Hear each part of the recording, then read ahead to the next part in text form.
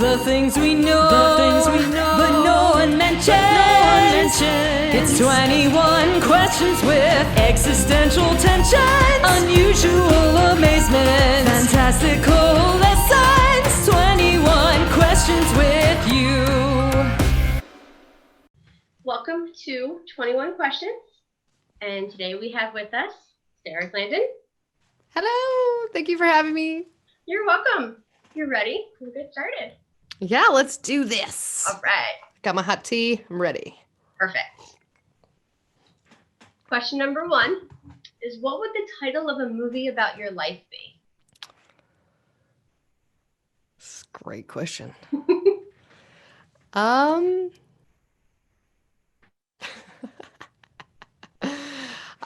First thing that comes to mind is Sarah, the mermaid tumbling in the wind. Ooh. Okay. What is something you wish you were really good at? Oboe. Ooh. All right. That one's new. Do you have an object that you could never part with? Yes. I have a few objects. Cello. I have a 200 and some year old cello that I got in college and toured a lot with, and I just don't think I could get rid of it. Or the case that it is in, because that's like all the stickers from all the places. And then there's a few things like my witchy woo things. I've got just a few what I like to call artifacts, like rocks and things from places I've gathered that are just like more sentimental but hold energetic value, I think. Yeah. Yeah, of like actual physical objects. Those are the first things that come to mind. Definitely my instruments. Yeah. If you could erase one thing from existence and the memory of that thing so nobody would ever miss it, what would you erase? White supremacy. Racism. Yep. I feel like that falls under white supremacy. Yeah. Patriarchal white supremacy. Yep. Maybe colonization. I've been reading a lot lately. If you could be known for one thing, what would that be? Trying to go with my gut reaction on these. Sparking joy. Ooh, I like that one. That's a good one. Do you think that human ethics are learned or innate? Learned. Yeah. In another life, I think I was like an anthropologist or archaeologist. Do you think we are alone in the universe? No way. I think about that a lot. Yeah, I don't think it's possible for us to be alone. It's just think of an expanse. Mm-mm. Do you think soulmates exist? Yes, but maybe not in the way we've been packaged to believe they exist, like in Disney movies. Yeah. I think we can have many soulmates. I agree. I think you can have like that romantic soulmate, but at the same point, you can have just this like best friend you've known forever kind of thing. Right. And like you just said, it doesn't have to be romantic. I think that's where maybe our heads first go. And I don't know, I'm almost 37 and I've had some relationships, and I just I don't regret anything. I mean, I'm definitely maybe that was a mistake here or there, but I don't regret anything. But there are different like pieces of myself that I think we find in people because we all mirror each other, and I don't know. But yeah, some people just feel more like at home than others. I think you just like meet somebody and just have that connection. Yeah. Yeah.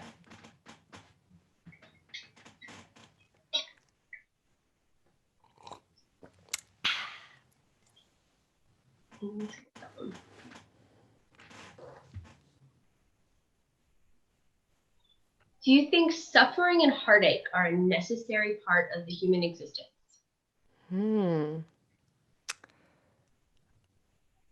I think that we as humans at this point in our consciousness are really tied to paradox, Okay. to there's black and white, there's happy and sad, there's did I say good and bad?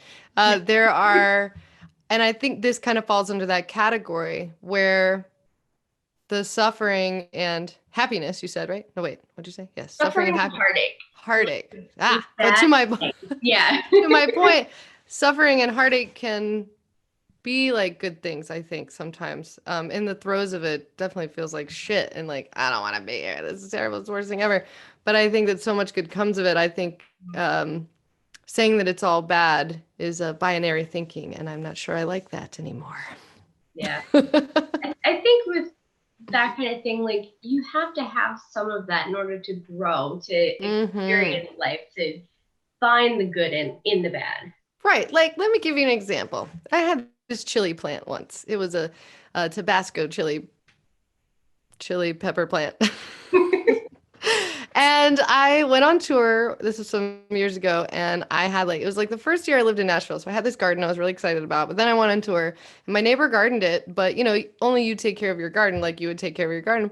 And really, the only thing that thrived was this Tabasco pepper plant, and it's because it didn't get watered much. And actually, those type of plants, and a lot of plants are the same way as maybe we are, you know, we thrive on some stress, you know, there's a line there too. So stress is not all good or bad, but absolutely. I mean, man, some of the shit I've been through in the past like 4 years, I'm like, you know, I can say now I am grateful that it happened, but I was definitely suffering through that. But Oh yeah. yeah, but I think suffering makes us more compassionate. Yeah. I think there's some science that says like people who maybe experience most privilege or the most comfort, and it could be a lot of different things, they have a hard time having compassion for others unless they practice it because suffering becomes kind of foreign to them. So they forget that they go through it too. I mean, it'll come back around, right? But well, when we have suffered, we have the ability to hold more space for others and compassion, I think so. Yeah. That's a good way of looking at it. I'm a silver lining kind of gal. What do you think makes something beautiful? It's I think anything that arouses something in you. Okay. It could be because sometimes beautiful things make you cry, you know, and there's like good cry and there's bad cry and there's all kinds of cries, very cathartic things. Yeah, Okay. I'm not sure. Ask me that question one more time. I had something and I lost it. You want to come back to it? But just ask one more time. I'm sure it'll pop back in. What makes something beautiful? Yeah, I think it's something that evokes you to be moved, whatever that is. And it could be a good feeling, it could be bad, but yeah, what is beautiful? And I think it can be objective, subjective, Absolutely. the person. Yeah. Yeah. But it's way more expansive than I think sometimes we choose to recognize. Yeah. What do you think is more real? The way you perceive yourself or the way someone else perceives you? What is real? Let's start there. I think that they're different. I don't think they're maybe one is more than the other. I think we have a lot of aspects of ourselves, right? We do. A lot of different things, and sometimes it's harder to embrace those parts of us depending on if they're, you know, more accepted by society or whatnot. But yeah, I think the perspective that someone has of you, not that you have control over it, because we absolutely don't have people like control over people's reactions to things. We are constantly projecting, and we see ourselves in others. We're, you know, constantly seeing ourselves, you know, as a mirror in other people.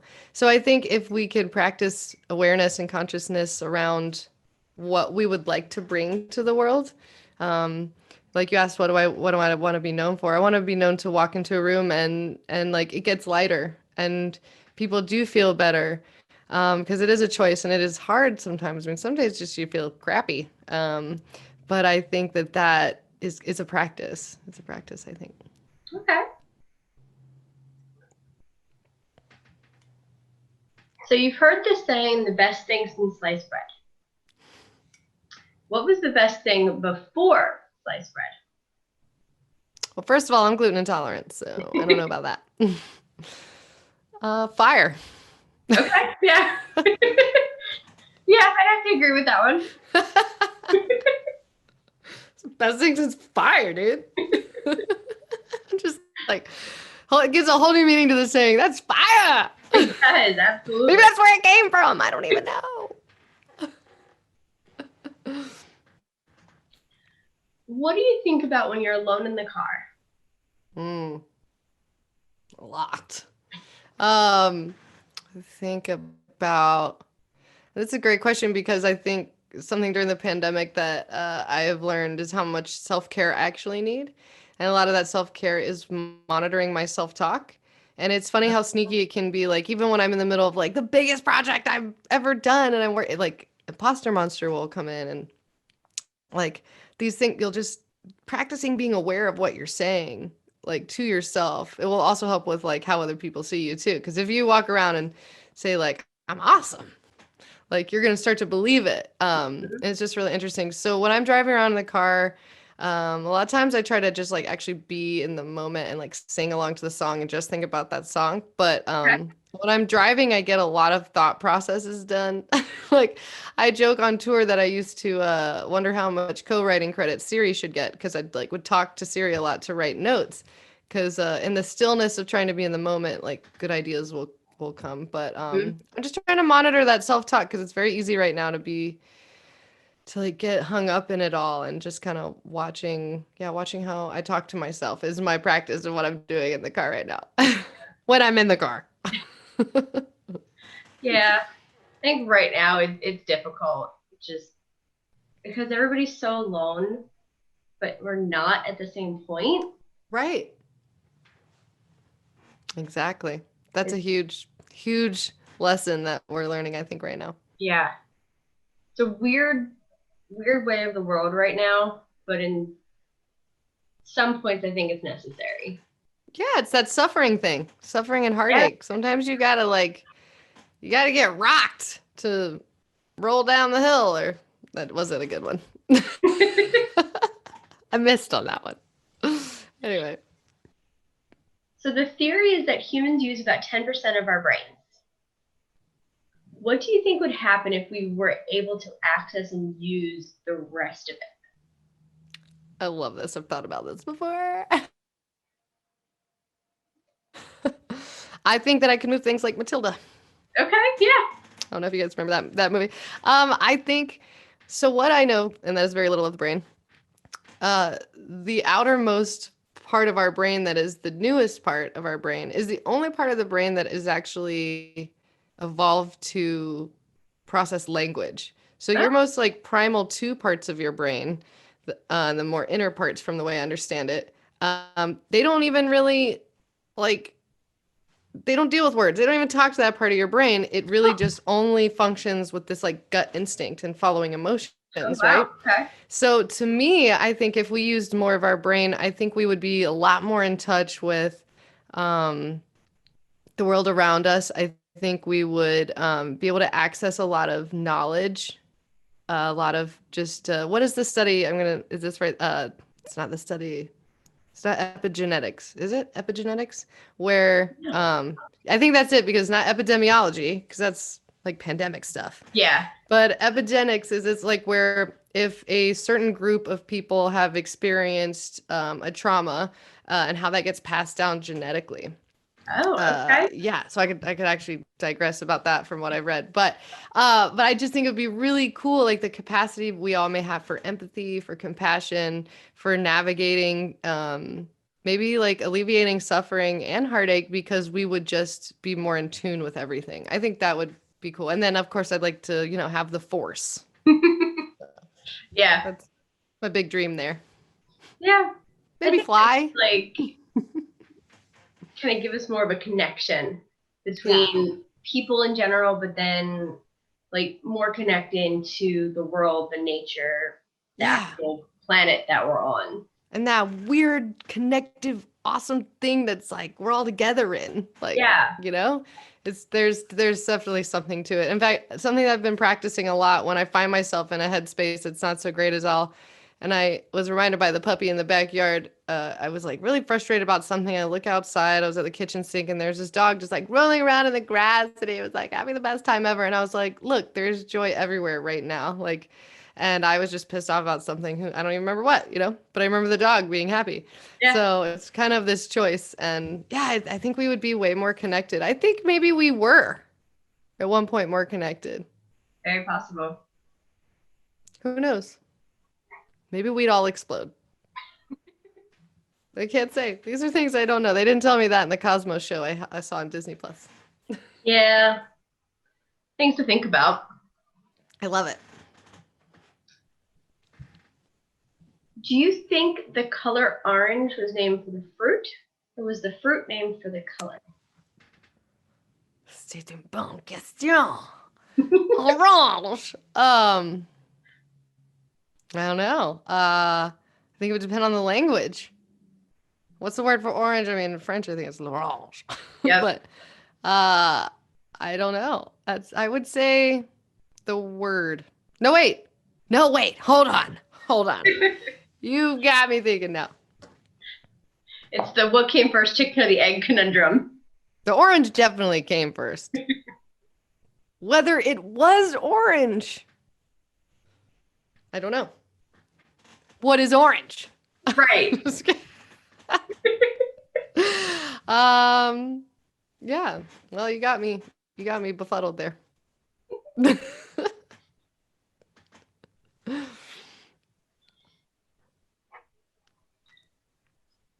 Do you think if you pinch yourself and it hurts, does that make you strong or does that make you weaker? I used to be proud of my high pain tolerance. And I think that it is not stronger or weaker. I would say that if you acknowledge the pain, you're acknowledging a message from your body. And then it's up to you to acknowledge, like, wait a minute, pinching myself wasn't enjoyable. I don't think I'll do that. Okay. Yeah.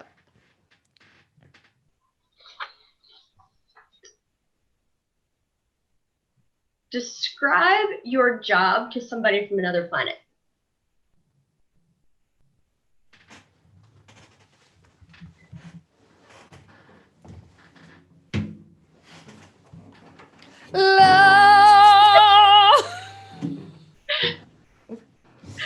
I would use telepathy and body language. There you go. Don't need words.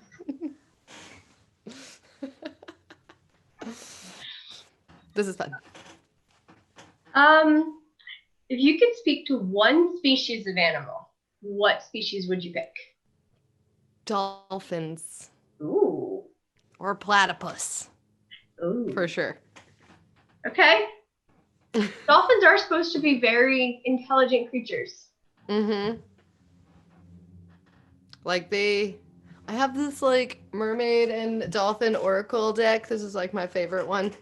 Oh, okay. But I actually read it got me into thinking, it was a gift from a friend actually, and I like to pull a card before I take a bath or before I start work. But it got me thinking about, like, I'm a big mermaid fan. I am a mermaid. And I just was like, I want to learn more about dolphins. So I started reading a little bit, and I've been reading a lot during the pandemic. And yeah, totally incredibly intelligent. It's wild. And I think we want to learn more about their, like, in whale songs, they're supposed to be really therapeutic. Oh. So, yeah. Okay. I want to go, like, swim with some dolphins. Yeah. Use more of my brain. Speak to them telepathically. Right? Maybe they know the aliens. They just might. What is your go-to movie on a rainy day? Ooh. Going with first things coming to mind. I like things like Under the Tuscan Sun. Okay. I love anything ocean, planet Earth, or like any kind of ancient, like Mayan or Native American stories, like kind of like PBS style. I really like curling up to that. Okay. But yeah, and I can always watch Buffy the Vampire Slayer. Yes. I have them all on DVD. I grew up with it. It was like, it's my favorite show, so kind of a variety. But I've got like my, like, if I want to feel like kind of like woman empowerment, but going through the struggle, like want to cry a little bit, I'll do that kind of thing. Yeah. I've been on a Joss Whedon kick lately. Oh, yeah. I really want to get the graphic novels. I have one of them, one of the Buffy graphic novels that are the seasons that are written after the show, and it was written by him. Mm-hmm. So it's pretty great. I ripped through the first one. Should have bought them all at once. Yeah, I'm currently making my way through Dollhouse again. Yes. I see. I didn't get into Dollhouse. I tried to watch Firefly, but I should like sit down and do that again. Firefly. I got time now during the pandemic. Yeah, Why haven't I thought about this? I should. Oh my God, so I'm doing tonight. I have been on like this. In fact, I quit drinking caffeine about a week ago, and just to see what would happen for like hormone balance reasons and stuff. And I like have been on this rabbit hole of, we've been watching Versailles, and then I got into like watching about Queen Elizabeth, and I watched the other Boleyn Girl, and then I'd be like watching all these things, and I could not sleep last night. It was like I drank a pot of coffee. I just had like British accents running through my mind of things. I was like, oh my God. Seen the show, and I had no kidding, so I need to change. What did you say? There's a show on Netflix. I actually got my roommate. I've watched it a few times, but we started the other night, and she was hooked after episode 1. It's called Rain. I just looked that up, or I saw that. It's on my list. It's so good. Like, awesome. We will watch like 4 episodes because we just can't turn it off. Yeah. Versailles like that for me too. Couch. It's the best movie ever. I love it. Series ever. Series. I love it. It's on my list. It's so good. Okay. We have 2 questions left. Oh, wow. Moving so fast.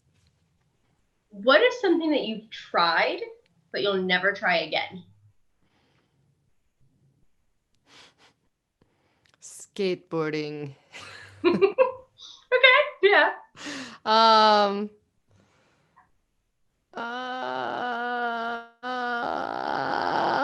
Let's see. What is something I wouldn't try again?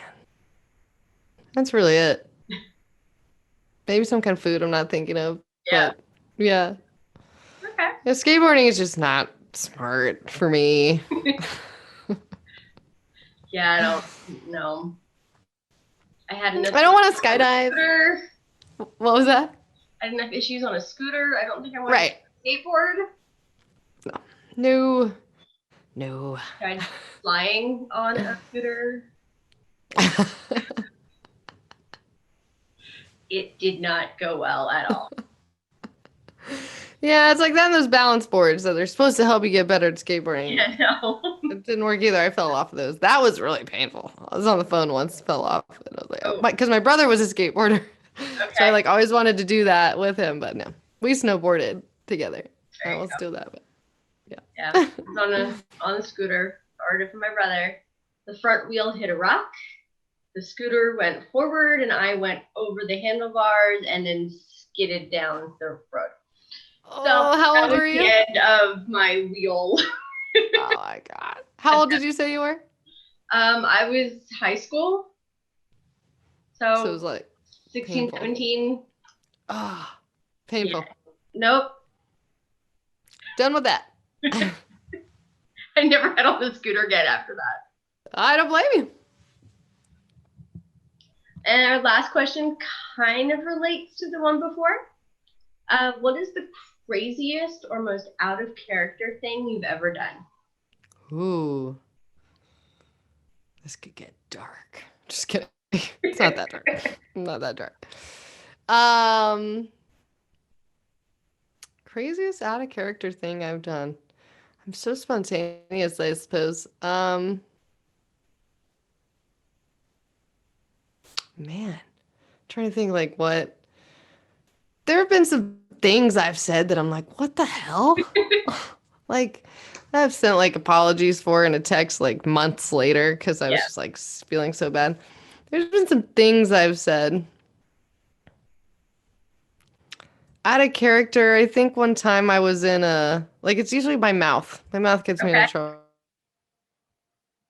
trouble sometimes. Like, I feel like I'm a lot better now as I'm older, but when I first started coming to Nashville a lot, I had a meeting with a very important songwriter, and I just like said something I didn't need to say. Like, I think it was an opinion about someone that like it just not a time for me to voice my opinion.